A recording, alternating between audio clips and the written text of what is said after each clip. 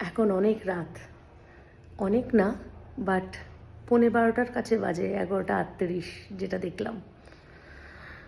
তো মেয়ে কিছু না খেয়ে শুয়ে পড়েছে, এখন খিদে পেয়েছে। অনেকক্ষণ ধরে বলছিলাম যে চল কিছু করে দিই তোকে, ও তো নিরামিষ খায়, চল তোকে একটু কিছু করে দিই। আর ও ফেনা ভাতটা খুব পছন্দ করে, খুব মাখন দিয়ে। তো চলো তোমাদেরকে দেখাই কত রাত আগে। এই দেখো 11:40 বেজে গেছে। তো মেয়ের এখন খিদে পেয়েছে, বলছে মা কিছু করে দাও। আর মেয়ে ফেনা ভাতটাই খুব পছন্দ করে, তাই খেতে বসবো এই সময় মেয়ে বলেছে। তার আগে কী সব ফুচকা টুচকা খেয়ে এসেছে, যেমন বাচ্চারা হয় আর কি। যদি ইঞ্জিনিয়ারিং পড়ছে তাহলে তো স্বভাবটা পুরো বাচ্চাদের মতনই। আগেও রাত্রেবেলা যখন ছোট ছিল তখন রাত 2টোর সময় বলতো, মা আমি কি খাবো, আমার খুব খিদে পেয়েছে। তো তখন উঠে ওই ম্যাগি বা অ্যাজ সাচ কিছু করে দিতাম ওকে।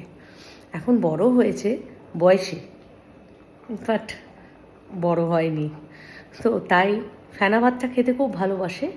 আর দেখো এই যে ফেনা ভাত বসিয়েছি, এই দেখো এই যে আলু ভাতে দিয়ে ফেনা ভাত বসিয়েছি। এবার ও এটা খাবে, জাস্ট খেতে বসবো এই সময় এসে বললো মা খিদে পেয়েছে। আমি তো জানি ওর খিদে পাবে, আমি প্রস্তুত হয়েই ছিলাম যে খিদে পাবে। তো এই যে, তো চলো ফেনা ভাত করি আর ওকে খাওয়াই, ঠিক আছে? তোমাদের সাথে শেয়ার করছি।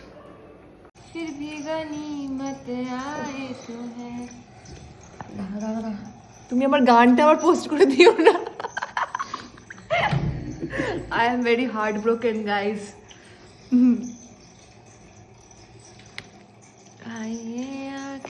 মা আমার গানটা প্লিজ পোস্ট করো না, অডিওটা কেটে দিও প্লিজ। তো দেখলে তোমরা, রান্না করে ওই ফেনা ভাত আর কি, যেটা ভালোবাসে। এক এক দিন এক এক রকমের বায়না, তবে রোজই টাইমে খায়। আজকে দিদি এসছে না, ওই যে দিদি ভাই, মানে আমার মেজো বোনের মেয়ে, তাই আজকে একটু অন্যরকম খেয়েছে সন্ধ্যা থেকে।